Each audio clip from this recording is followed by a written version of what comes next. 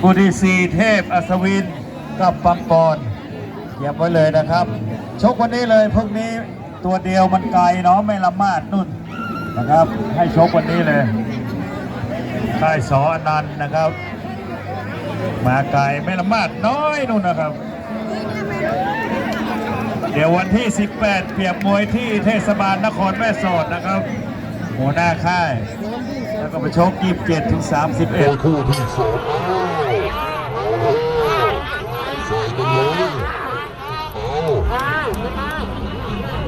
เพชรบอกเลยหัว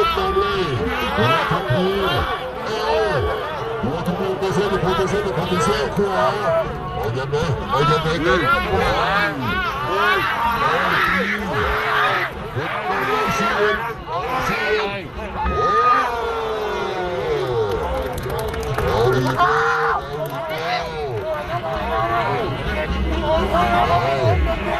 หัวชมพูยังไงหัวชมพูอย่าบอกได้ครับเสียบเฮ้ยยังไงก็ไม่เอาแล้วหัวชมพูโดนเสียบไอ้ยาตามเวทีเจ็บเอาเร็วไปดูสิเร็วเป็นตัวไล่เอายังไงยิงนั่นเลยพลังนี้เฮ้ยเอายังไงหัวทุกคู่เอายังไง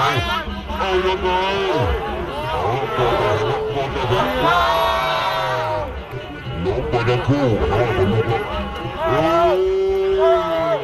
มอฟาลิโตเป้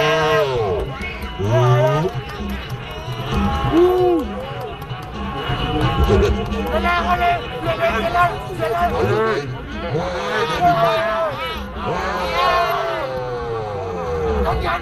สุดยอดเวเอ้า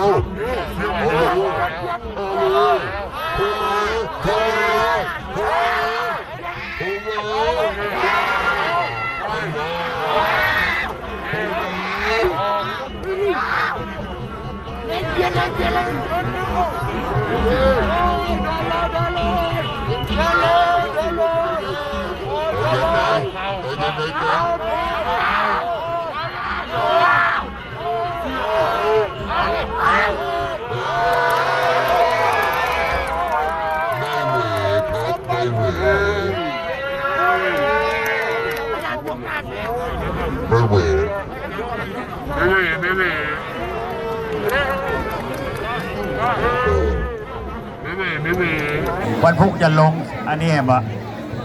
พาไปกินก๋วยเตี๋ยวที่อร่อย